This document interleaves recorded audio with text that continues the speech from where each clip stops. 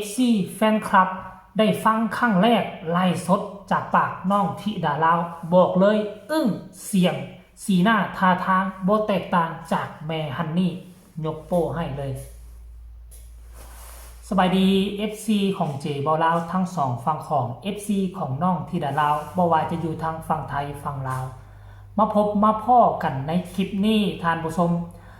ก็ค่อนข้างว่ามาซ่าแน่จักหน่อยนึงเฮ็ดคลิปมือเช้านี่ก็ห่างหายกันไปเลยเพราะว่ามื้อนี้เป็นวันที่สำคัญที่สุดของปวงชนลาวทั้งชาติบ่ว่าจะอยู่ในประเทศและก็นอกประเทศผู้ที่กำลังไปทำมาหากินอยู่ทั้งต่างประเทศก็เช่นเดียวกันมื้อนี้ไผก็รู้สึกว่ายินดีปีดาดีอกดีใจที่ประเทศชาติบ้านเมืองของพวกเฮาเดินทางมาฮอด50กว่าปีถึงแม้ว่าอาจจะบ่พัฒนาซ้ำประเทศอื่นเขาแต่เฮาก็มีความรู้สึกภาคภูมิใจที่มีพื้นแผ่นดินให้ตนเองเป็นบอนหัวซุกหัวนอนเป็นเงินซุกหัวนอนก็แล้วกันเนาะดีกว่าเฮาจะไปตกไปเป็นค่อยค่าม้าหมุนให้กับผู้อื่นหลายคนแสดงสัญลักษณ์ฮักชาติทุกคนทุกประเทศก็ล้วนแล้วแต่ฮักชาติบ่ว่าจะเป็นว่าชาติตนเองจะทุกข์จะยากจะจนก็ต้องมีความภาคภูมิใจอีกจังหน่อยนึงถ้าเจบ่ลาวตัดคลิปเรียบร้อยแล้วก็สิเอาให้ทุกท่านได้เบิ่งเช่นเดียวกันเด้อท่านผู้ชมเนาะมาเบิ่งหัวข้อหลักของพวกเฮา มื้อคืนนี้คันถ้าผู้ใดได้เบิ่งไลฟ์สดของพ่อผู้ศรีวิไลพวกเจ้าก็จะได้เห็นการเคลื่อนไหวก่อนที่จะปล่อยเพลงนี้เฮ็ดหมดทุกสิ่งทุกอย่างบ่ว่าจะเป็นการร่ำถวายเสียงบ่ว่าจะเป็นการไปนบไปไหว้พระอยู่หั่นไปวัดนี้เพื่อเสริมสิริมงคลเสริมดวงกันได้แต่ตั้งความหวังว่าเพลงนี้ปล่อยออกมาแล้วมันก็จะสร้างกระแสชื่อเสียงโด่งดังอีกเท่านึงเพราะว่าเพลงนี้เป็นเพลงโด่งเพลงดังเป็นเพลงของครูบาอาจารย์ซึ่งผู้ที่ล่วงลับไปแล้วนั่นก็คือแม่ฮันนี่ศรีอีสานเป็นมูลมรดกทางด้านวัฒนธรรมศิลปะวัฒนธรรมอันล้ำค่าของภาคอีสานอีกคนหนึ่งและอีกหลายบทเพลงแหละของแม่เพิ่นซึ่งถือเนาะตกทอดมาฮอดมือของน้องธิดาลาวมือคืนนี้แต่งชุดเป็นชุดลักษณะคือชุดลาวเนาะแล้วก็เอาผมขึ้นทั้งเสยผมขึ้นเบิ่งแล้วโอ้ยคล้ายๆกับแม่อีสานแม่ฮันนี่ศรีอีสานรูปร่างหน้าตาบ่แตกต่างอีหยังกันเลยน้ำเสียงคล้ายคืออันนี้เจบ่ลาวบ่กล้าใช้คำว่าเหมือนบ่กล้าใช้คำว่าคือขอใช้คำว่าคล้ายคือ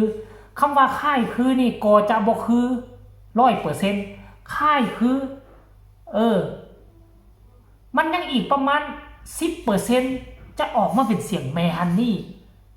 ซึ่งไล่สดเมื่อวานนี้พอผู้ศรีวิไลก็ตัดออกมาเล็กๆน้อยๆ2เพลงเอามาปล่อยให้เพื่อนเขาFC แฟนคลับเข้าไปถล่มคอมเมนต์บอกว่าคนหัวลุกว่าซันเดย์ค่อยกับคนหัวลุกค่อยฟัง 2-3 รอบแล้วท่านผู้ชมเรื่องราวมันจะเป็นไปเป็นมาคือแนวใดอยากให้ทุกคนไปฟังทั้ง2เพลงนี้แต่บ่ได้จบนะเพลงละเล็กเพลงละน้อยอยากให้ฟังสีหน้าท่าทางการมัดผมการใส่ชุดว่าคล้ายๆคือเมฮันนี่หรือบ่ไปฟังพร้อมๆกันแล้วจึงมาพอกันในช่วงต่อไปฟันได้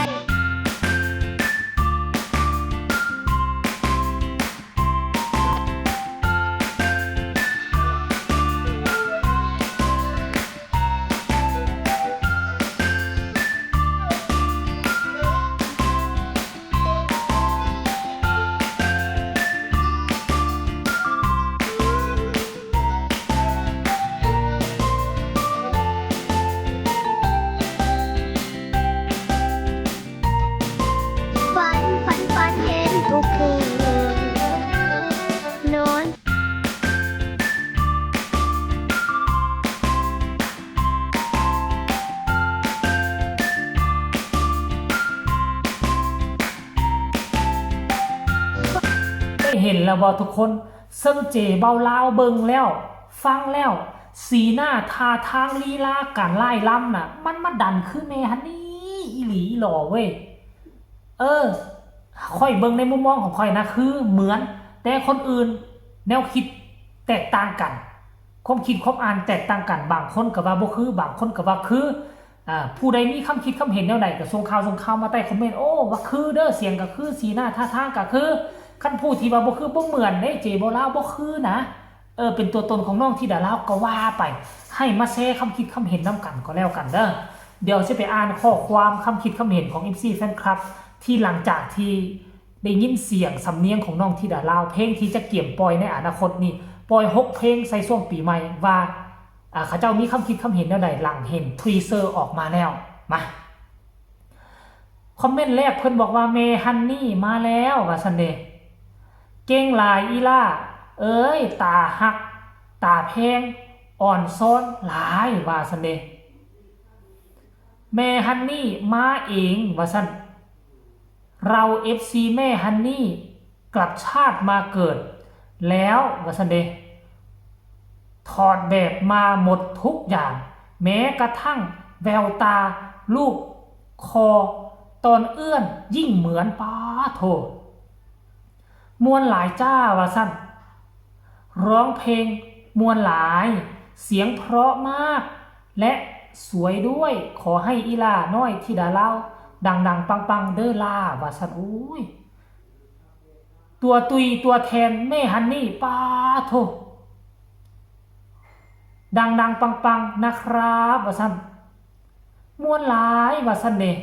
200 กว่าคอมเมนต์เจ๊บ่เล่าคงอ่านบ่หวั่นบ่ไหวทานผู้ชม FC แฟนคลับเนาะก็สิพยายามอ่านไปนั่นแหละนี่มาอ่านเบิ่งเพลงนี่ได้บ่เนี่ยเอา400 กว่าคอมเมนต์พุ่นนะคนนี้ก็บอกว่ายืนหนึ่งไปเลยแต่งตัวแบบนี้เหมาะกับน้องธิดาลาวมากจ้าว่าซั่นเป็นตาแพงลิงน้อยเสียงดีแท้อีล่าน้อยว่าซั่นเด้เสียงมวลมีเสน่ห์มีกลิ่นอายฮันนี่ว่าซั่นลิงน้อยอีพอคือแต่งโตขึ้นแท้น้องงามคักว่าซั่นเด้คนนี้บอกว่าน้องธิดาลาวห้องเพลงเหมือนฮันนี่สีอีสานหน้าตาก็เหมือน